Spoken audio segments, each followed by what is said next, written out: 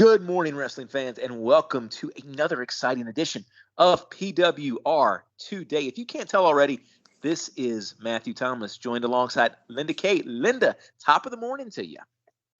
Top of the morning to you as well.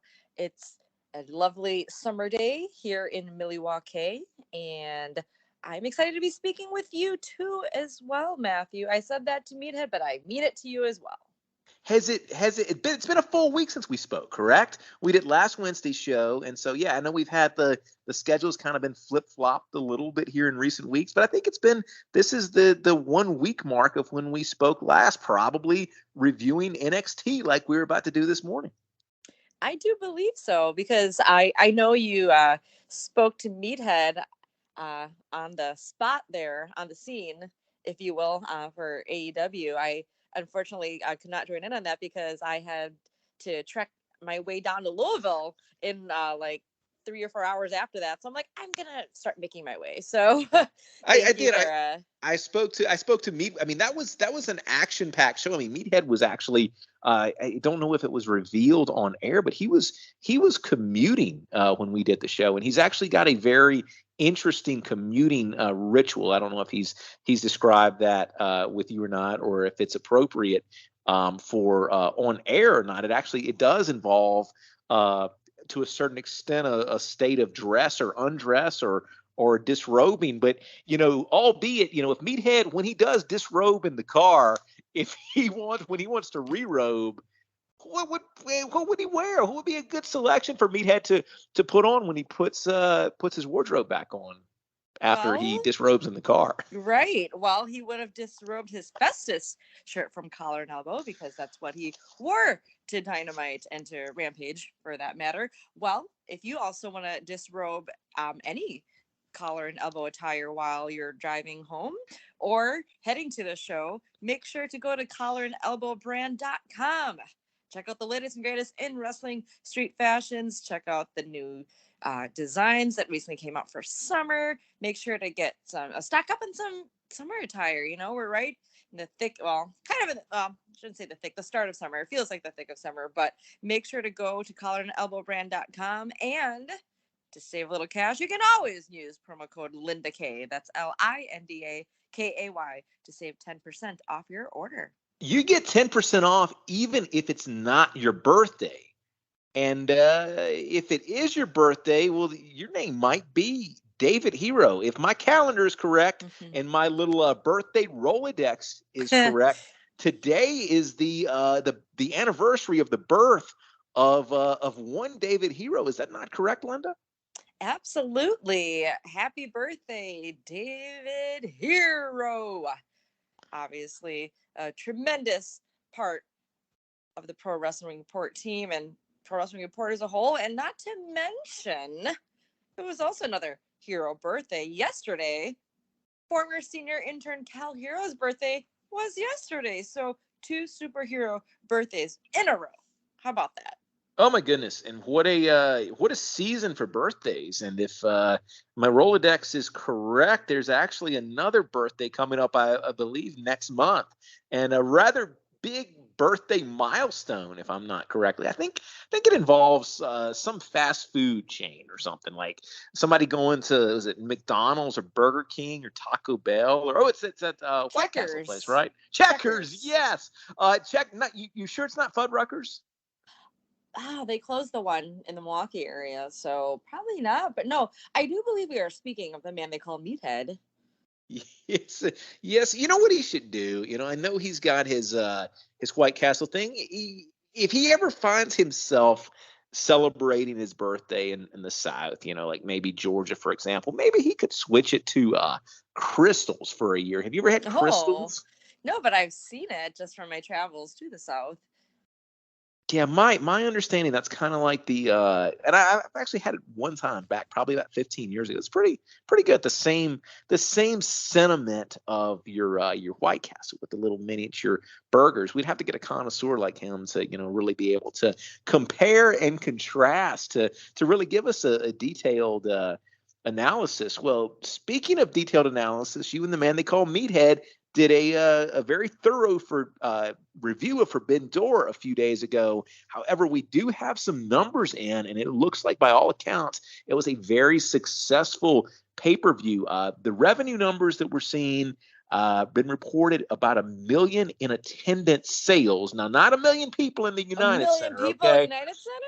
Yes. I mean, you'd have to put Jordan and Pippen and Rodman and Tony Khan and CM Punk and just everybody there together and combine a couple of United Centers to get that in attendance there. So not 1 million people, but $1 million in paid revenue and about 5 million on the old pay-per-view dial. Now, I know about 50 of those buckaroos was the man they call Meathead, who finally decided to press that buy button. So you can thank him for helping to contribute to that. I know I did, and thankfully this time I only purchased it one time. You know, my fiasco with the last AEW pay-per-view, I ended up buying it twice, once through Bleacher Report and the other through my traditional cable outlet. But Bleacher Report cooperated a little bit better with me this time, so only bought it one. But by all accounts, it was a success, and you got to think they're probably looking into doing it again. I imagine this to be an annual event if this is any sign. Absolutely. Wow. Those are huge numbers. And, coming in for a first-time pay-per-view, bringing in New Japan with AEW and sprinkling ROH in there as well. You could say that might have been a risk. I mean, just the whole purchase of Ring of Honor and then having this collaborative effort with New Japan. But hey, that proves it was the right decision. I mean, just seeing the weeks leading up, and I know we've talked about this, maybe not every fan maybe as well versed, if you will, with New Japan Pro Wrestling, but I mean, just watching it in the last couple of weeks, I mean, we're already getting familiarized with the names, the faces, the moves, the stare downs. And I gotta say, Linda, that crowd was hot. That may have been the most sustained crowd energy that I've seen in decades. I mean, that crowd did not come down. There was no point where it felt like they lost momentum. And to me, that added a lot to the experience of it. I did not have the investment that a lot of people had in it just due to my lack of familiarity with the New Japan talents. But that crowd in and of itself, that sustained energy, really, really helped set that atmosphere, for the show for me. Absolutely. Just watching from home, the audience bringing that energy gives you that energy, just as if we were there live with the million amount of people there at the United Center. No, absolutely. And I will say this, as much as I enjoyed the show, I have been ready to get back into something a little bit different this week, and a lot of weeks we're talking WWE, we're talking AEW, and WWE, at least from a critical standpoint, is not it's not comparing so well. Monday Night Raw this week with the return of John Cena, and then last night with NXT. They were better than they've been in some recent weeks, in my opinion, but I was ready for a little bit of a different style of wrestling. I know this is going to be the format. I've got the familiarity with this, and that's the good thing with AEW and WWE. They're different contrasting companies, and I know that Forbidden Door, I thought it was a good pay-per-view, but it made me appreciate, my WWE entertainment maybe a little bit more than it has in recent weeks. And we got into NXT's, if you can call a go-home show to a network event, not a Peacock premium event, but an actual USA card, like we're going to get next week with Great American Bash. This was the go-home show to the Great American Bash. And NXT, at least for me in the last few weeks, they've found a little bit more of a stride than they've had in the early days of NXT 2.0. Oftentimes, it's felt like they're just throwing stuff up against the wall, seeing what sticks. They've gotten a little bit more of a streamlined cadence these last couple of weeks, and that would be what we would get last night. Not a cadence, but rather a Caden Carter kicking things off with Katana Chance going up against Roxanne, Perez, Cora, Jade. Now, we had a little bit of a discussion here last week on this.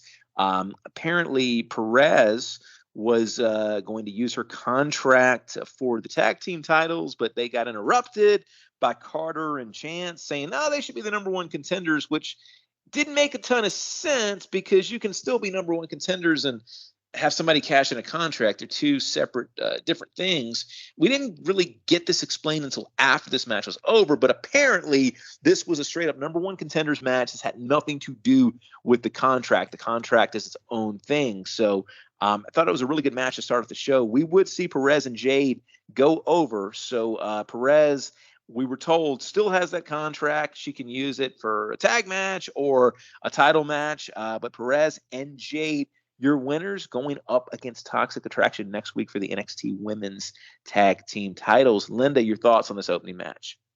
Yeah, that's very fortunate for Roxanne Perez that she still has that, not contract per se, but that privilege for the prize of still having the opportunity to go for an NXT championship.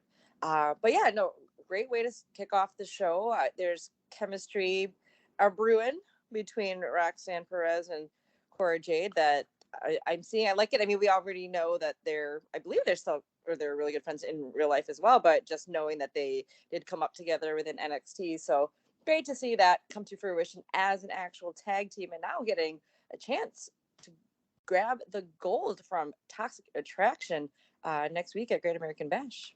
Yeah, and I think both of these tag teams work really well together. We saw it again last night.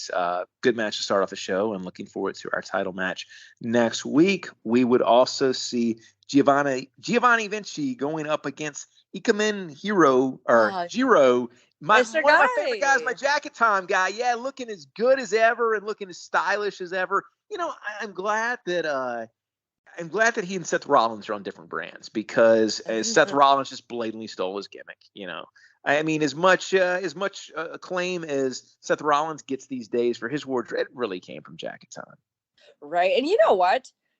Think about it. While we're still waiting, I'm going to jump ship to another show here, waiting for Max Duprees' Maximum Model Management models to appear. I mean, we've got Giovanni Vinci, which looks like a model. We've got Ikemen Jiro with that style. I mean, let's bring the both of them over to SmackDown. We're just going to bring them right up to the main roster. Now, here's the thing that has been discussed for a while. Duprees has been teasing that for a while. We know WWE likes to repackage people. Can we please get model Bray Wyatt? Oh my! Never. That thought did not cross my mind, but that would be quite a shocker. Mm-hmm. Yeah, I mean, I will take model Bray Wyatt as my last man in the Money in the Bank ladder match. I am perfectly fine with that. That's a nice transition into models because we would have a promo from the new NXT UK Tag Champs, Briggs and Jensen, that was interrupted by two models in their own right. My favorite NXT tag team, Pretty Deadly, and I know I've heard this before, but you know, it seems like this is their moniker. They refer to themselves as the two tastiest snacks in NXT. Now we are apparently going into a program with these two teams, and I think it is a great contrast and just two completely different teams. Briggs and Jensen were threatening Pretty Deadly with an Alabama ass whooping. And of course, Pretty Deadly, the two tastiest snacks in NXT. I'm really looking forward to the interaction between these two teams and where this leads. Yes. And with Pretty Deadly just coming off saying you two are the NXT UK champions. And like, if you think about it, like you would think it'd be Pretty Deadly. I mean, I know they were the champions, but that they should be the NXT UK champions because now that those tag titles are brought over, it just seems more fitting just on paper, you know, but yeah. I do like the contrast here. Both tag teams very entertaining. Should be quite lots of laughs, funny ha-has between the two of them, but was it announced if this match would be on Great American Bash? I'm not sure, know if we got the official announcement, but yeah, you would expect that. And yeah, no, I'd be fine with it. Be fine with it for next week. We did have in women's action, Kiana James going up against Indy Hartwell. This match, I think, was evenly booked. Indy, you're starting to see some singles competition now since her days with the Way are long gone, and it was Kiana James getting the win with her foot on the ropes here. I like it. As you mentioned, pretty evenly matched. I would like to see a little bit more with them. Obviously, we saw Kiana cheating. Perfect. Let's get another rematch in. Let's give something more for Indy. I really like her, and it was unfortunate that everybody from that faction's gone from NXT.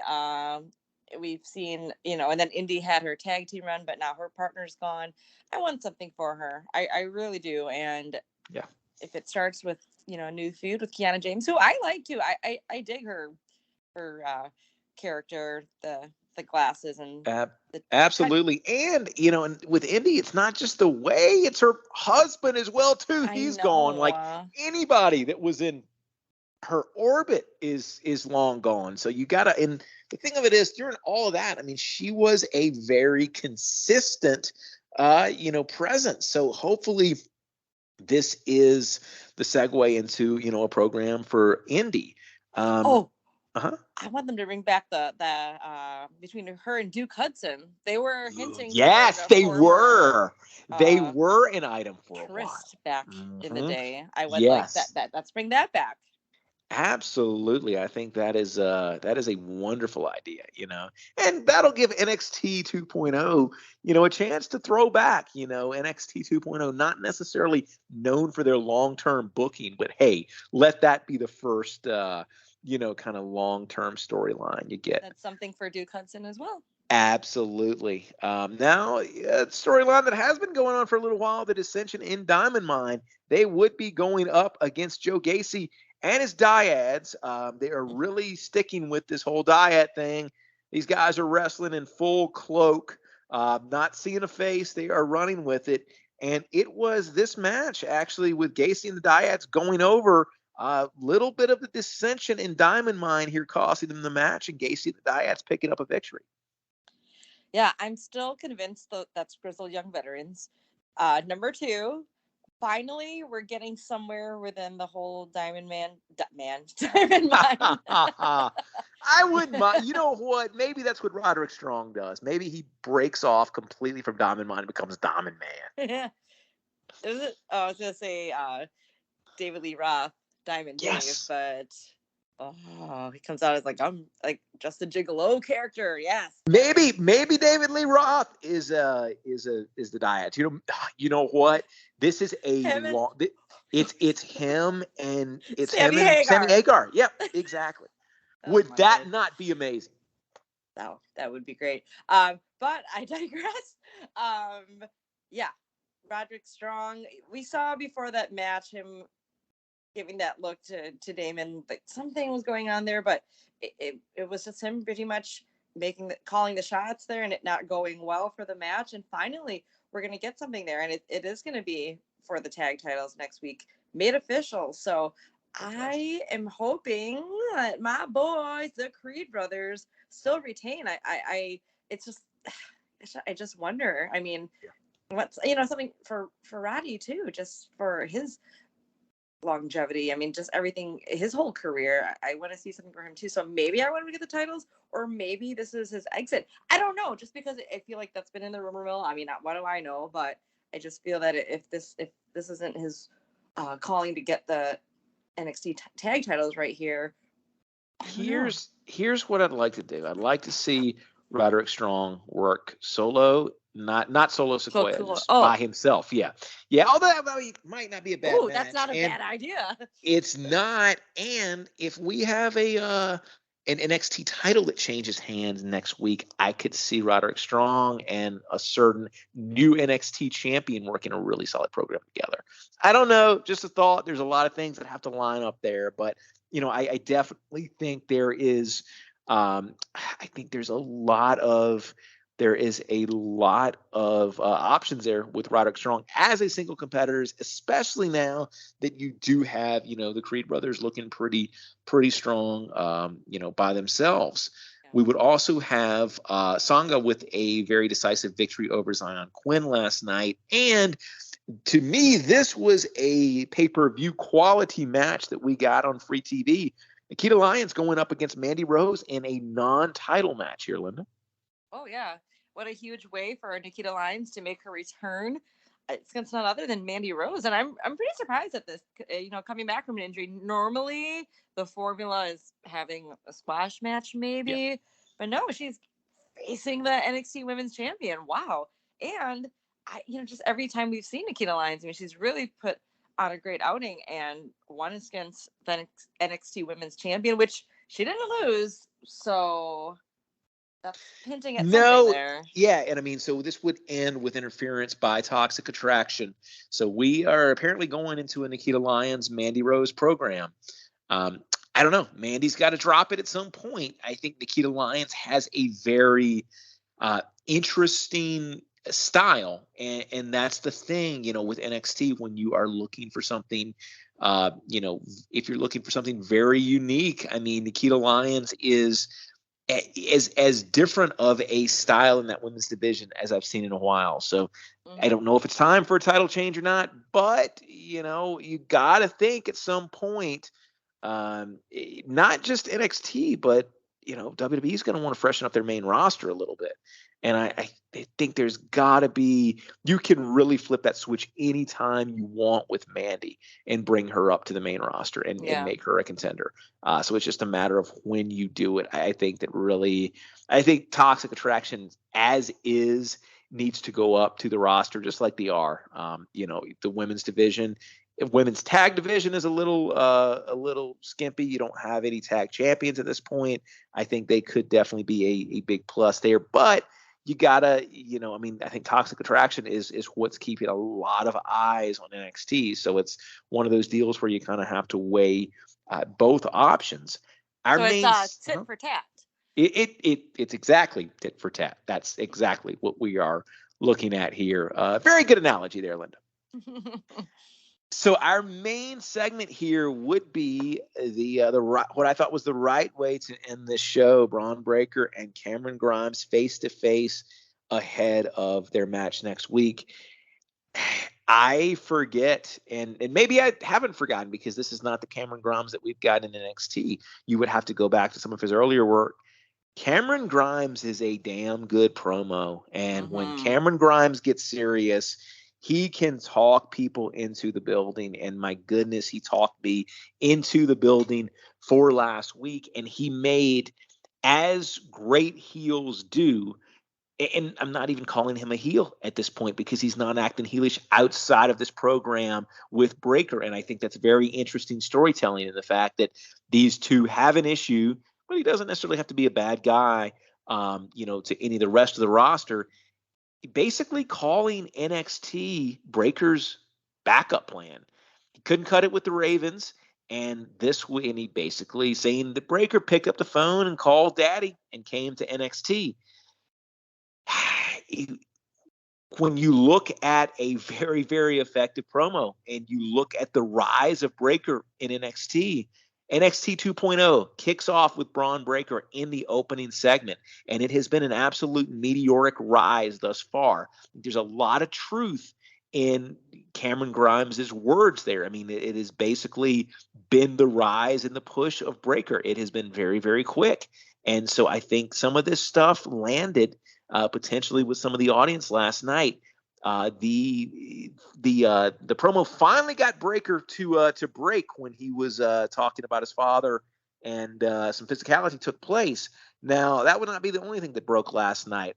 I noticed when Brekker went into the turnbuckle initially last night, it looked very intense. He hit that turnbuckle a lot harder than you typically see people hit turnbuckles, and it was a different sound. And then I believe it was an Irish whip from Grimes that sent him into the turnbuckle again, and the turnbuckle broke. So we had a break into the turnbuckle, breaking the ring ropes. I've seen the ring collapse a couple times, but I don't know that I've ever seen that spot, Linda. Yeah, that was nice. Something different there down there in NXT, just as a whole as well, as far as 2.0 goes, that I can recall. But the promo, Cameron Grimes tremendous. I thought the same thing watching it, Matthew. I'm like, man, he can talk. Yeah. And this is a serious Cameron Grimes, which we've been getting. A lot of this year has been a more serious side of him, but not really getting the chance, his chance to really speak too much, go too in depth, one-on-one, this face-to-face, which I was hoping for a pose down with it being a face-to-face closer to the show, but that didn't happen. But that's okay. We got a great see what it was Raw. They used up the allocated baby oil budget on Raw. Oh, that's right. Mm-hmm. And with all the supply chain issues, I think there's a thing going on with baby oil right now too. It's going on with baby formula. I think. I mean, this baby oil and baby formula come from like the same place, right? The baby factory. And so, I think so, yes. Yeah. And so they just can't. They wanted to do it, but they just couldn't. But just a little subtle thing of after Breakker's hurt there is sitting there, holding his arm or his shoulder, Grimes just calmly telling him, hey, maybe I can't beat you at 100%, but you're not 100%. Mm-hmm. And then telling the medics, that's the thing with those medics, Linda. You got to make sure you tell them right, because those medics, you can't have them, slipping on their job there. You got to telling them to make sure that he's 100%. So Grimes just great in his delivery, and I think you really made a case next week of, hey, Brekker loses this. He wasn't 100%. He can go away for a little bit and kind of be away for a couple of months and maybe pop up on that main roster. I think they may have set us up for a title change next week, Linda. Yeah, and it's funny how Cameron Grimes mentioned, like, you lose this title, heck, they'll just bring you up to Raw or SmackDown. I mean, that's, I think, what a lot of us, and that's I know we've discussed that on the show. Yes, and that's exactly right, which goes to show you that, Grimes is an avid listener of this program. Exactly. Who isn't? Duh.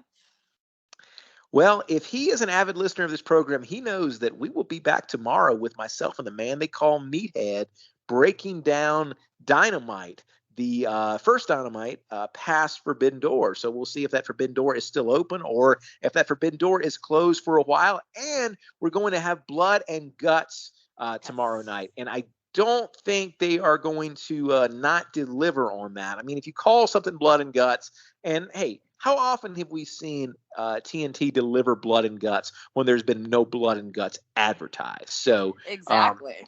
And honestly, I think that I would get a kick out of it if it was just a catch as catch can, match there and just a technical masterpiece and absolutely no closed fists and great sportsmanship. I would just greatly enjoy that. Probably not going to happen. So make sure you tune in tomorrow morning to hear the breakdown and the results of Blood and Guts. For Linda Kay, this is Matthew Thomas. We'll talk to you tomorrow.